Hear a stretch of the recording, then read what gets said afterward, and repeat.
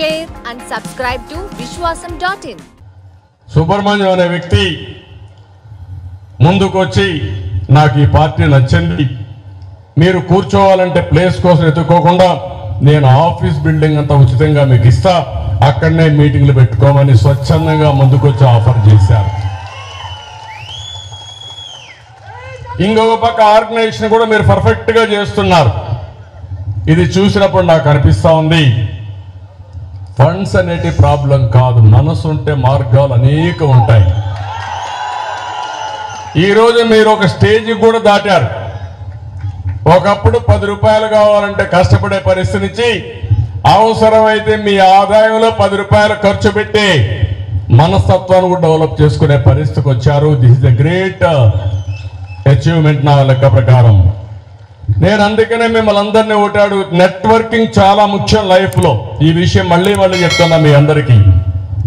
మన ఇంట్లో మనం ఉంటే మన ఉద్యోగం మనం చేసుకుంటే మనం బ్రతుకుతాం, కానీ నెట్వర్కింగ్ చేస్తే మీరు అనుకున్న విజన్ కోసం మీరు ముందుకు పోవడానికి చాలా ఈజీ అవుతుంది. రెండోది, దాని ద్వారా మీరు చాలా వరకు అనుకున్న లక్ష్యాన్ని మీరు నెరవేరుస్తారు.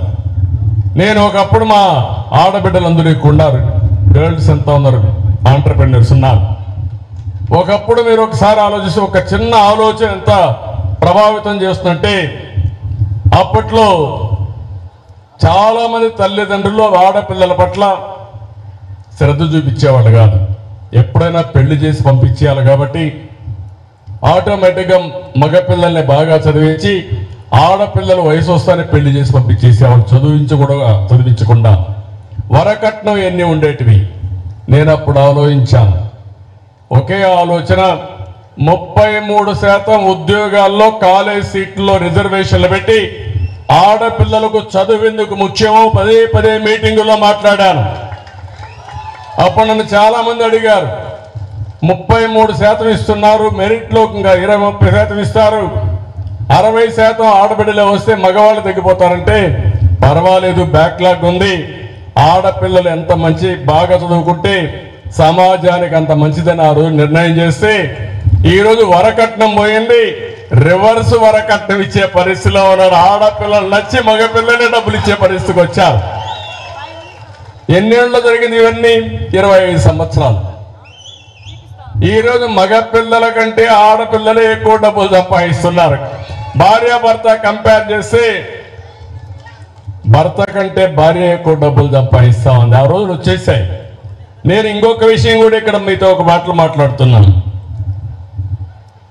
ఎగో ప్రాబ్లం ఫ్యామిలీస్ రాకుండా ప్రపంచంలోనే భారతదేశంలో ఉండే కుటుంబ వ్యవస్థ ఏ దేశానికి లేదు. ఈ విషయం మీరు గుర్తుపెట్టుకోవాలి.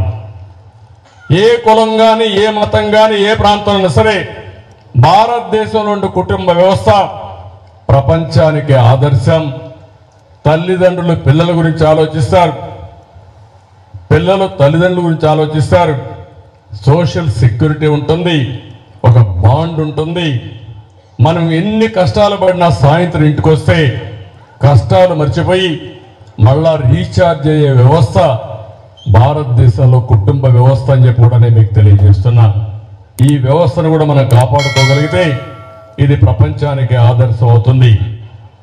ఇక్కడ నేను ఒక మాట మిమ్మల్ని కోరుతున్నా, ఆంధ్రప్రదేశ్ రాష్ట్రంలో అన్ని వ్యవస్థలు భ్రష్టు పట్టాయి.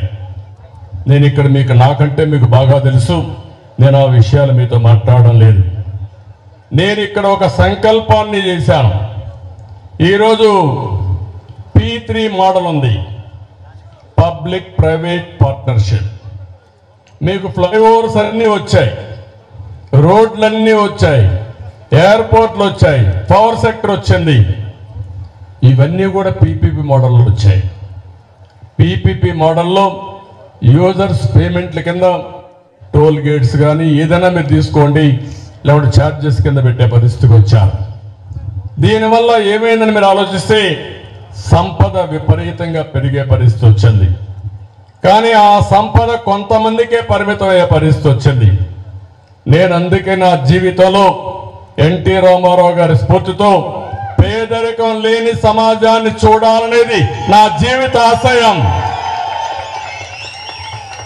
అయితే మాటల్లో చెప్పడం కాదు, నేను అందుకనే ఒక ఆలోచన మీ మైండ్లో కూడా వదిలిపెడుతున్నా. మేధావులు కాబట్టి, చదువుకున్నారు కాబట్టి మీరు కూడా ఆలోచించండి. సంపద సృష్టించడంలో ఎలాంటి రిఫార్మ్స్ తీసుకోవాలో నాకు గైడ్ చేయండి.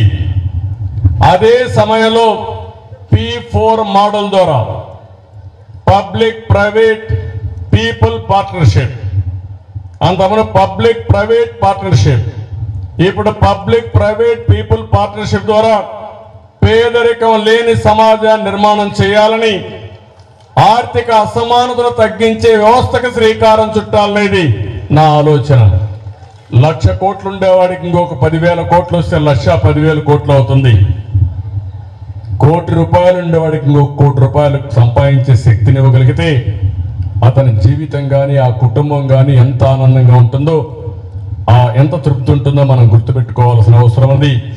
ఆ వ్యవస్థకు నేను శ్రీకారం చుట్టాలనుకుంటున్నాను. దానికి మీ అందరి సహకారం అవసరం అని చెప్పి కూడా నేను మీకు తెలియజేస్తున్నా.